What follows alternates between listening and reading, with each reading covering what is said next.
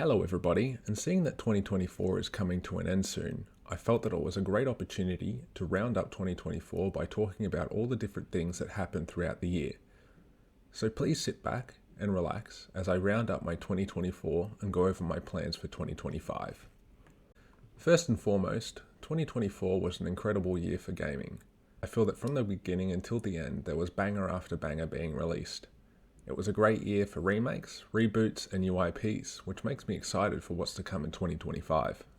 As many of you would have seen, Astro Bot took the Game Awards by storm, cleaning up and taking Game of the Year. This is rightfully so, as I think that Astro Bot is a great representation of how games can simply follow established conventions and thrive. But like I said, this year was a great year for gaming with the release of Final Fantasy Rebirth, Silent Hill 2 Remake, Persona 3 Reload, and Metaphor ReFantazio, to name a few. But for me, there was a clear Game of the Year, and that is Unicorn Overlord.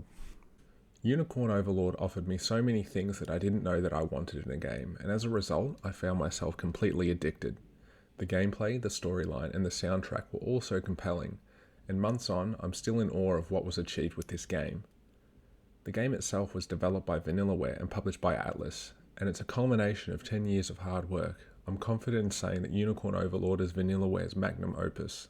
It's truly a masterpiece. If you consider yourself an RPG fan and haven't tried it for yourself, I strongly suggest you get your hands on a copy. This game is one that I have no doubt will be remembered for a very long time. While there were some really great games released this year, there were also a few dark horses released that either went under the radar or didn't meet sales expectations.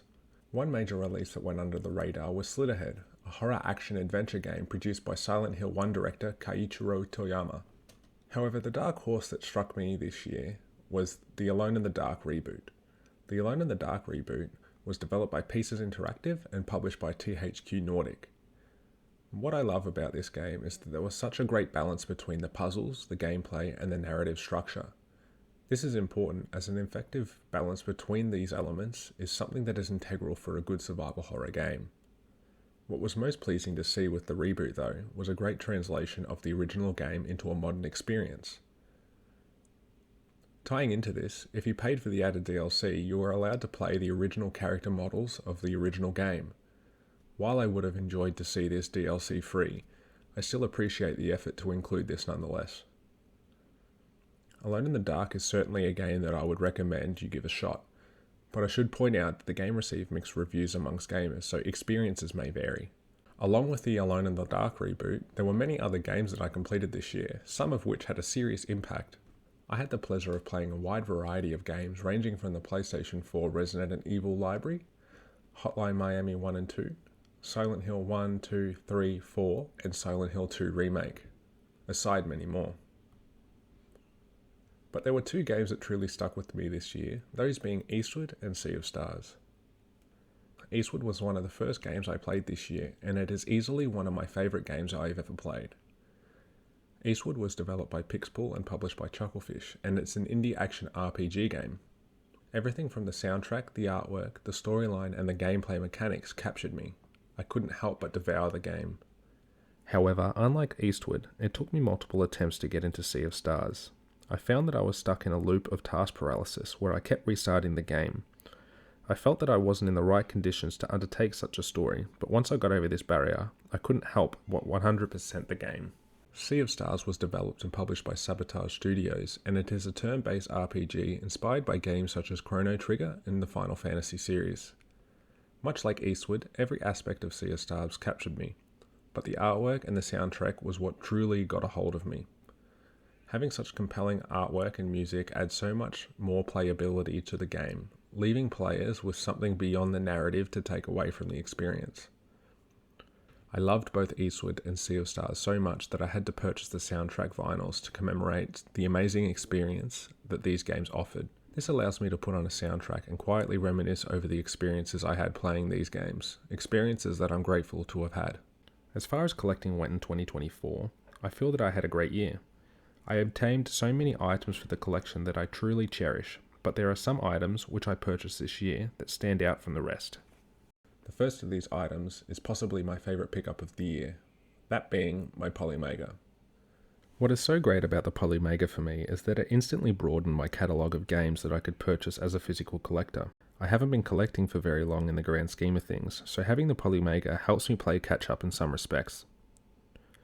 I also really love that Polymega allows me to digitally store my games on the console, ultimately protecting my physical games from deterioration over time. And lastly, the Polymega also allows me to play reproductions or modded games from companies such as Project Retro Games, meaning I don't have to rely on sourcing modded consoles to play these games. The second pickup that I was able to purchase is a personal holy grail of mine, that being the Silent Hill collection for PlayStation 2. Included in this copy of the game is the standard Silent Hill 2 without the DLC, along with Silent Hill 3 and Silent Hill 4, along with all their corresponding manuals. Silent Hill has been a series that I've become obsessed with, and as soon as I discovered the existence of this collection, I had to try my best to get a copy. Thankfully, a nice copy became available around my birthday earlier in the year, so I grabbed it as a birthday present to myself. Lastly, my favourite game pickup for 2024 has to be without a doubt my Sea of Stars Early Backer Edition for PlayStation 5. Included in this release is a physical copy of the game, an acrylic standee, a silver enamel pen, a CD soundtrack, a poster, and an art book.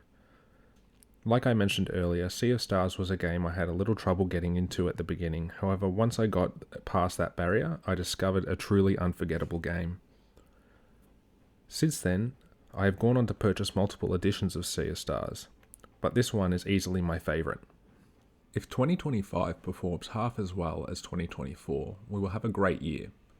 Although, with the release of the Switch 2, Resident Evil 9 and Silent Hill F news to come, I think it will prove to be just as good, if not better than 2024.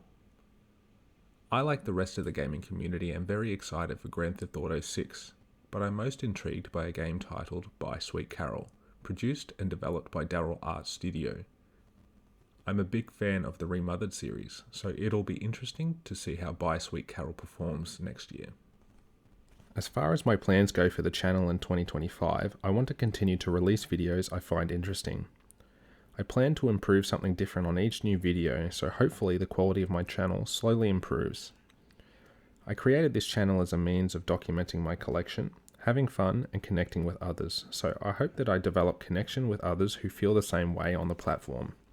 My personal goal for the channel next year is that I would like to double my subscriber count from 10 to 20 subscribers, so if I can achieve that, I will be very happy this time next year. All in all, 2024 was a great year, not only for me, but certainly the gaming industry. There were ups and downs with a few companies getting disbanded throughout the year, but the quality of mainline and indie games continued to improve. I thank you for your support this year, and I truly look forward to what 2025 has for us all. Thank you for watching.